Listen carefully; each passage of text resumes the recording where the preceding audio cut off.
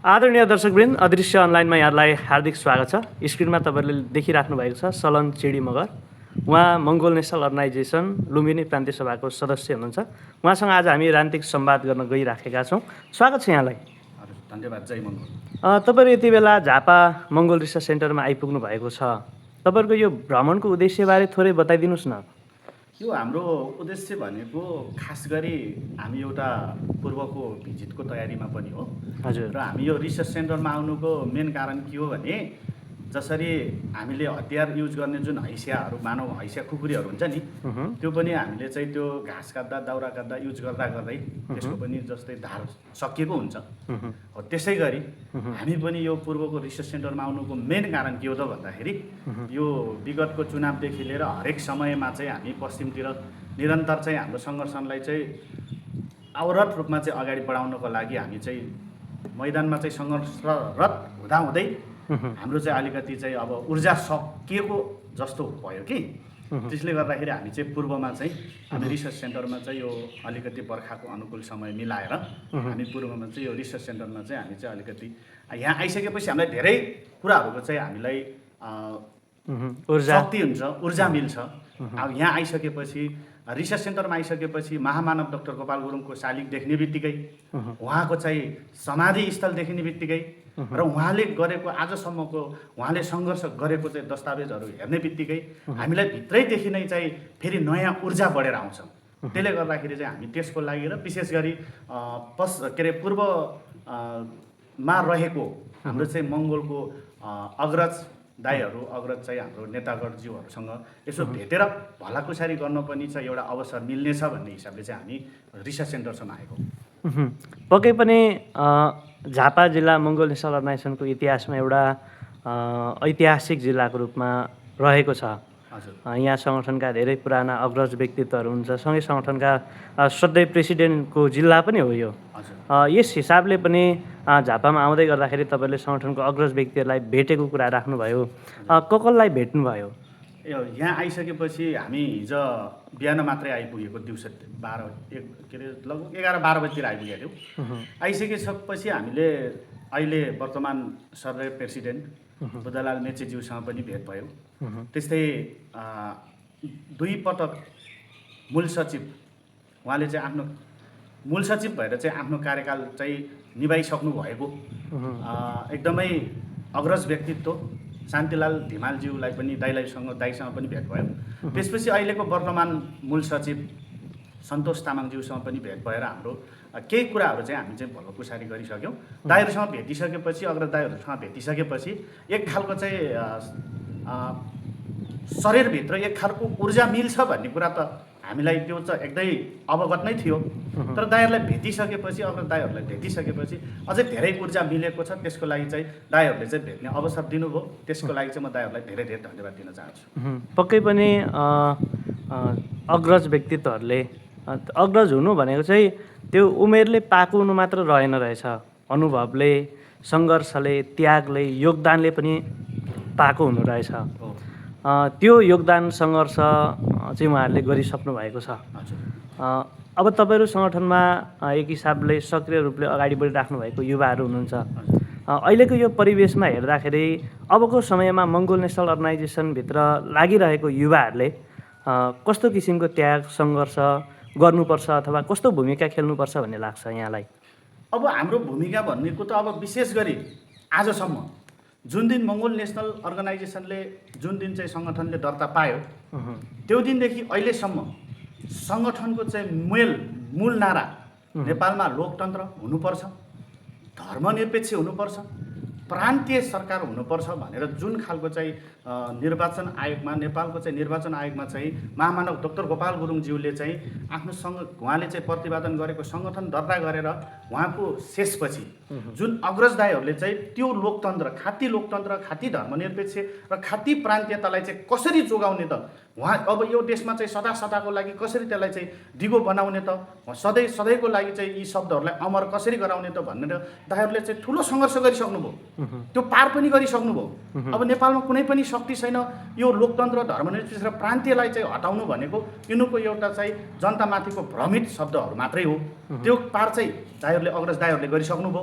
अब हाम्रो भनेको अब हामीले चाहिँ अब कसरी जनतामाझ गएर जनताको चाहिँ जनताले जुन कुरामा चाहिँ अझैसम्म जनताहरू चाहिँ जुन कुरामा चाहिँ अझै पनि चाहिँ उनीहरू चाहिँ झुकिराख्नु भएको छ, उनीहरू चाहिँ त्यो कुराबाट चाहिँ ठगिराख्नु भएको छ, त्यो कुरालाई प्रस्ट्याएर अब यो देशको शासन सत्ता चाहिँ अब हामीले चाहिँ कसरी चलाउने, कसरी अगाडि बढाउने भन्ने कुरा एउटा त्यसको लागि चाहिँ हामी अब एकदम प्रतिबद्ध भएर हामी तयारी बढ्नेछौँ, अगाडि हामी जान्छौँ भन्ने कुरा पनि यहाँमा म जानकारी दिन चाहन्छु। तपाईँले भन्नुभयो यो जुन व्यवस्था अहिले संविधान त स्थापित भएको छ, लोकतन्त्र धर्मनिरपेक्ष प्रान्तीय सरकार, यो चाहिँ अब संविधान त स्थापित भइसक्यो, यसलाई कसैले पनि मेट्न सक्दैन। भर्खर रासपाको महाधिवेशन हुँदैछ, संघीयता हटाउने कुरा छ नि, के भन्नुहुन्छ? होइन, यो संघीयता हटाउने विषयमा त मैले तपाईँलाई अघि भनिसकेँ त। नेपालमा लोकतन्त्र धर्मनिरपेक्ष र तपाईँको संघीयता हटाउँछु जसले भन्छ नि, त्यो भन्नु भनेको उनीहरूले केही समयको लागि जनतालाई झुक्क्याएर आफू चाहिँ तपाईँको चाहिँ सत्तामा बस्नको लागि एउटा खेल मात्रै हो। हिजोको दिनमा चाहिँ यस्तै तपाईँको चाहिँ बुलन्द आवाज निकालेर प्रचण्डले पनि त तपाईँको चाहिँ जातीय म चाहिँ तपाईँहरूलाई चाहिँ प्रदेश दिन्छु, जातीय संघीयता दिन्छु भनेर आवाज उठाउनु भयो। उहाँले चाहिँ लास्टमा चाहिँ जातीय संघीयता दिन सक्नु भएन नि त। नसकेकै कारणले उहाँको राजनीतिक धराशाय भयो। झन्डै 2/3 मत पाएको राजनीतिक दलको महाधिवेशनबाट संघीयता खारेज गर्ने प्रस्ताव पारित हुँदैछ। हजुर, तपाईँलाई लाग्दैन यो सफल हुन्छ? यो सफल हुँदैन। जसरी मैले भने नि, प्रचण्डको सरकार जसरी समाप्त हुँदै गयो नि, भोलि यो रासोपाको पनि तपाईँको त्यही नै हो। यसले चाहिँ जुन खारेज गर्छु भनेको छ त्यो सक्दैन। नसकेपछि लास्टमा त्यही शब्दबाट नै रासोपा फेरि खत्तम हुने हो। यो चाहिँ ढुक्क भन्नुहोस्। तपाईँ नै निर्वाचनमा लड्नु भएको थियो नि, होइन? हो, म पाल्पा जिल्लाको क्षेत्र नम्बर 1बाट चाहिँ म प्रत्यक्ष उम्मेदवार थिएँ। हजुर, निर्वाचनमा भाग लिनुभयो। हजुर, मत परिणाम त अपेक्षा अनुकूल आएन। हजुर, यद्यपि निर्वाचनको समीक्षा गर्दाखेरि के भन्नुहुन्छ? मैले यसको विषयमा चाहिँ तपाईँलाई मैले पहिला हाम्रो अब यो विषयलाई त हाम्रो सदैव प्रेसिडेन्टज्यूले पनि बोलिराख्नु भएको कुरा हो। सदैव प्रेसिडेन्टज्यूले पनि के भन्नुभएको थियो त भन्दाखेरि चुनावताका उहाँले बोलेको कुरा पनि सबै पुरा भएको छ। हाम्रो साथीभाइहरूले बुझ्ने त्यो नबुझ्ने आफ्नो ठाउँमा हो कि। उहाँले त्यतिखेर सदैव प्रेसिडेन्टज्यूले के भन्नुभएको थियो त भन्दाखेरि अबको यो अब अहिलेको चुनाव भनेको नेपालको चाहिँ तपाईँको चाहिँ एमाले पार्टी चाहिँ के अरे तपाईँको चाहिँ अन्त्य हुने चुनाव हो भन्नुभएको थियो। त्यो पनि उहाँ चाहिँ एमाले ध्वस्तै भएर गयो। अनि त्यसपछि अबको चुनावपछि नेपालको चाहिँ के अरे तपाईँको चाहिँ नेपालको चाहिँ मन्त्री प्रधानमन्त्रीकोमा चाहिँ हाम्रै अनुहारको मान्छे चाहिँ देखिन पाइन्छ, हाम्रै मान्छेहरू चाहिँ हुन्छ भन्नुभएको थियो। त्यस्तै गरी बालेन होइन प्रधानमन्त्री, सुदन गुरुङ गृहमन्त्री, के उहाँहरू हाम्रो अनुहारको मान्छे होइन त? दाइले भनेको कुरा त पुरा भएको छ नि त सधैँ प्रेसिडेन्टज्यूले। हो, त्यसले गर्दाखेरि यो अहिलेको चुनाव चाहिँ हाम्रो लागि नभएर यदि तपाईँको चाहिँ 84मा चुनाव भएको थियो भने त्यो हाम्रो लागि थियो। यो चाहिँ तपाईँको चाहिँ त्यो हाम्रो 84मा भएको थियो भने चाहिँ मङ्गोलले जित्थ्यो। अब 84मा भएको भए चाहिँ मङ्गोलले जित्थे, हामी पनि त्यो अनुसारको चाहिँ तयारीमा थियौँ। तर उहाँहरूले चाहिँ कसरी हुन्छ 2-4 साल अझै लम्बाउनको लागि उहाँहरूले बिचमा चाहिँ एउटा पश्चिमा मुलुकको शक्तिबाट चाहिँ उनीहरूले चाहिँ बिचमा चाहिँ यो चुनाव गरायो। यो चुनाव चाहिँ नितान्त हाम्रो लागि थिएन। तर हामी चाहिँ चुनावमा चाहिँ हामी कति पनि नहच्किकन कतिपय कुनै पनि ठाउँमा पनि हामी नडराइकन हामीले चाहिँ आफ्नो चुनावलाई चाहिँ हामीले चाहिँ प्रचार प्रसार गऱ्यौँ। हामीले चाहिँ आफ्नो चाहिँ उम्मेदवारी चाहिँ कहीँ पनि चाहिँ हामी चाहिँ पछि हट्न चाहिँ गएनौँ। तपाईँहरूको सङ्गठन स्थापना भएको 37 वर्ष भयो नि, होइन? हजुर, 37 वर्षसम्म मङ्गोल नेसनल अर्गनाइजेसनले आजसम्म निर्वाचित हुन सकेको छैन। हो, एमएनओले नै जित्ने चुनाव चाहिँ कहिले आउँछ? होइन, एमएनओले जित्ने यो त हरेक कुराको सबैको दिन आउँछ हेर्नुहोस्। त्यसले गर्दाखेरि मैले अबको दिन भनेकै मङ्गोल नेसनल अर्गनाइजेसनको हामीले यस्तो तपाईँको अहिलेको जुन रासोपाले जुन 2/3 सरकार ल्याएको छ नि त, हो यस्तो झन्डै 2/3 सरकार ल्याएको छ। यदि हामीले यस्तो चुनाव चाहन्थ्यौँ भने, यदि हामी चाहिँ झट्ट सरकारमा गइहाल्ने फेरि झट्ट तल झरिहाल्ने खालको चाहिँ हामीले त्यो खालको योजना बनाउँथ्यौँ भने त यस्तो रासोपालाई जस्तो अवसर त हामीलाई त 2070 सालमै आएको थियो नि त। तर हामीले त्यो लिन चाहेनौँ। हामी भनेको यसरी सत्ता लिन्छौँ कि जुन दिन सत्ता लिन्छौँ त्यो सत्ता लिइसकेपछि यो देश नेपालको यो भूमि जबसम्म रहन्छ तबसम्म यो देशमा चाहिँ आँखा चिम्सेर नाक थेप्चे यहाँका मङ्गोल मूलवासीहरूले सत्ता चलाउँछ र मङ्गोल मूलवासीकै छोराछोरी चाहिँ देशको राष्ट्रपति र प्रधानमन्त्री हुने गरी नै हामीले चाहिँ सत्ता हातमा ल्याउँछौँ। त्यो सत्ता चाहिँ कतिको दीर्घजीवी हुन्छ? त्यो सदा सदाको लागि त्यो सरकार त्यो आइसकेपछि यहाँको मूलवासीको हातमा सत्ता आइसकेपछि जब हामीले चाहिँ सत्ता ल्याइसकेपछि त्यो चाहिँ जबसम्म यो धरती रहन्छ तबसम्मको लागि चाहिँ त्यो एकदमै चाहिँ पक्का हुन्छ हेर्नुहोस्। तपाईँहरूले जसरी मङ्गोल मूलवासी भनेर अधिकारको आवाज उठाउनुहुन्छ नि, हजुर अधिकारको आवाज उठाउनु आफैमा नराम्रो त होइन, हजुर तर तपाईँले आफ्नो अधिकारको आवाज उठाउँदै गर्दाखेरि एउटा समाजलाई चाहिँ बहुत गाली गर्नुहुन्छ कि, हजुर एउटा समाजलाई बहिष्करणको रूपले त्यो एउटा घृणाको पात्रको रूपमा तपाईँले हेर्नु भएको छ भन्ने त्यो बुझाइ छ, जनताहरूको समाजमा त्यो बुझाइ छ। यसरी राजनीति गर्दै गर्दाखेरि त्यो समाजलाई चाहिँ कसरी प्रस्ट्याउने? त्यो त यस्तो हेर्नुहोस्, हाम्रो जनताले यी कुरा नबुझ्दाखेरि आजसम्म चाहिँ हाम्रो अनुहारको मान्छेले यी कुरा बुझिदिएको भए आज हामीले दुःख पाउने थिएनौँ। वास्तवमा हामीले चाहिँ त्यो समाजलाई गाली गरेको होइन, त्यो समाजले जुन व्यवहार गरेको छ हामीमाथि त्यो व्यवहारको चाहिँ हामीले चाहिँ वकालत गरे हो। हुन चाहिँ उनीहरूलाई चाहिँ गाली गरेको जस्तो लाग्ला, तर उहाँहरूले जुन हामीमाथि व्यवहार जुन उनीहरूले गरेको जुन व्यवहार छ, हामीमाथि उनीहरूले जुन दमन शोषण गरेको छ हो त्यसलाई चाहिँ अन्त्य गर्नुपर्छ भन्ने चाहिँ हाम्रो मूल एजेन्डा हो। तर हामीले चाहिँ त्यो गाली गरेको होइन, सुन्दा उनीहरूलाई चाहिँ त्यो लाग्न सक्छ।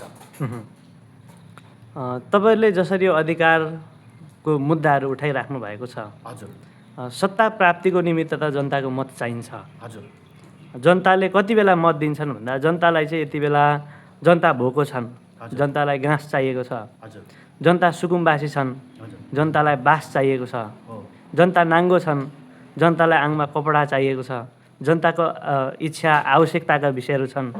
नेपालमा गरिबी छ, सुकुम्बासी समस्या छ, बेरोजगारी छ, विकासका अन्य थुप्रै चुनौतीहरू छन्, थुप्रै समस्याहरू छन्। त्यो विषयमा चाहिँ मङ्गोलले आवाज उठाएन, विकासका मुद्दाहरूमा चाहिँ मङ्गोलले बोलेन भन्ने छ नि। हो होइन, यो कुरा त तपाईँहरूको मैले फेरि पनि तपाईँलाई म दोहोऱ्याउन चाहेँ नि। यो कुरा भनेको त के हो भने वास्तवमा जनताले नबुझेरै चाहिँ उनीहरूले चाहिँ त्यो अधिकार नपाएको हो भन्ने मलाई लाग्छ। यदि उहाँहरूले चाहिँ हाम्रो यो देशको समस्त नेपालको चाहिँ जनताहरूले यदि मङ्गोलको सिद्धान्त र दर्शन बुझिदिएको भए चुनावमा चाहिँ उहाँहरूले चाहिँ मङ्गोल नेसनल अर्गनाइजेसनको चुनाव चिन्ह कुखुराको भालेमा मतदान गरिदिनु भएको भए उहाँहरूको आज घाँस बास कपास मात्रै नभएर अस्तित्व सहितको उनीहरूको चाहिँ यो देशको चाहिँ नस्लिए के हो त भन्ने कुरा चाहिँ यहाँको चाहिँ अस्तित्व सहितको यहाँको चाहिँ भूमिपुत्र मूलवासी मङ्गोल अस्तित्व सहित उनीहरूको सबै अधिकार त आज सुनिश्चित भइसक्थ्यो नि त। त्यसले गर्दाखेरि उनीहरूले नै हाम्रो यो देशको जनताहरूले नै यी कुरा नबुझ्दाखेरि आज उहाँहरूले जुन कुरा चाहिँ मागिराख्नु भएको छ, उहाँहरूमाथि जुन कुरा समस्या परेको छ, त्यो समस्या पर्नुको मूल कारण के हो त भन्दाखेरि उहाँहरूले आजसम्म आफूले आफैलाई चिन्न नसक्दाखेरि त्यो भोगिराखेको र हामीले पनि आजसम्म आवाज उठाउँदै आएको कुरा चाहिँ त्यो हाम्रो जुन गरिब यो देशको चाहिँ जुन गरिब वर्ग चाहिँ हाम्रो अनुहारको मूलवासी मङ्गोलहरू छ उहाँको हक र हित र अधिकारको लागि नै हामी चाहिँ यो आवाज उठाउँदै आएको। जुन दिन उहाँले यो कुरालाई चाहिँ बुझ्नुहुन्छ, मङ्गोल नेसनल अर्गनाइजेसनको दर्शन र सिद्धान्तलाई जुन दिन उहाँले चिन्नुहुन्छ त्यो दिन मात्रै उहाँको हक र हित चाहिँ अधिकारको सधैँको लागि सम्पन्न हुन्छ। जनताको प्रश्न चाहिँ के छ भने नि, हजुर मङ्गोल नेसनल अर्गनाइजेसनले अधिकारको कुरा उठाएको त ठिकै हो, तर मङ्गोलले विकासको विषयमा चुइँ पनि बोल्दैन, सुकुम्बासी समस्याको विषयमा चुइँ पनि बोल्दैन, बेरोजगारी समस्या समाधानको विषयमा चुइँ पनि बोल्दैन। यो मङ्गोलले विकासको विषयमा चाहिँ कहिले बोल्ला भन्ने प्रश्न छ के? त्यो त यो विषयलाई मैले भने नि त, जब जनताले चिनेर हामीलाई जुन दिन भोट दिन्छ, हामीलाई जुन दिन सत्तामा पुर्याउँछ त्यो दिन हामी बोलिहाल्छौँ। त्यो दिन हामीले उहाँहरूको हक अधिकार सबै हामी चाहिँ नेपालमा चाहिँ तपाईँको चाहिँ सबै कुरा उहाँहरूलाई चाहिँ उहाँप्रतिलाई चाहिँ उहाँहरूको चाहिँ जनताको चाहिँ माग, उहाँहरूको इच्छा, उहाँहरूको सबै कुरा त हामी जुन दिन हामीलाई जिताएर चाहिँ सत्तामा पुर्याउँछ, जुन दिन हाम्रो हातमा शासन सत्ता हुन्छ त्यो दिन त हामी उहाँहरूको माग त सबै पुरा गर्छौँ हामी भनिराखेकै त छौँ नि। त्यसले गर्दा त्यसको लागि चाहिँ उहाँहरूले चाहिँ यो कुरा बुझिदिनु पऱ्यो, सोचिदिनु पऱ्यो। अब भोट हाल्ने बेलामा चाहिँ अरू पार्टीलाई हाल्ने, अरू राजनीतिक दलहरूलाई चाहिँ चुनाव चिन्हमा चाहिँ भोट हाल्ने, उहाँहरूलाई चाहिँ चुनाव चिन्ह कुखुराको भालेमा भोट हाल्न चाहिँ उहाँहरूलाई चाहिँ त्यो औँलै काटेला जस्तो हुने। तर अहिले आएर चाहिँ फेरि मङ्गोल नेसनल अर्गनाइजेसनले चाहिँ बोलिदिएन भन्न त मिलेन नि त, त्यो त स्वतः जनताकै गल्ती होला नि त। जनताले जिताएर पठाउनुहोस् वचन गरेर म चाहिँ उहाँहरूलाई भन्न चाहन्छु कि जुन दिन तपाईँहरूले जिताएर चाहिँ हामीलाई चाहिँ सत्तामा पुर्याउनुहुन्छ त्यो दिन तपाईँको हक अधिकारको लागि चाहिँ हामी दिनरात चाहिँ मरिमेती लाग्नेछौँ, खट्नेछौँ भन्ने कुरा पनि मैले जनतालाई म यही तपाईँको चाहिँ यही मिडियाबाट चाहिँ आह्वान गर्न चाहन्छु। भनेपछि जनताको माग र मुद्दालाई उठाउनको लागि राजनीतिक सत्ता चाहिन्छ। हो, त्यो सत्ताको निमित्त चाहिँ जनताले मङ्गोल नेसनल अर्गनाइजेसनलाई विश्वासको मत जाहेर गरेको दिन ती सबै समस्याहरूलाई एमएनओले समाधान गर्दै जानेछ। हुन्छ, हो त्यही हो। हस्, समय र संवादको लागि तपाईँलाई धन्यवाद। धन्यवाद, हस्, जय मङ्गल।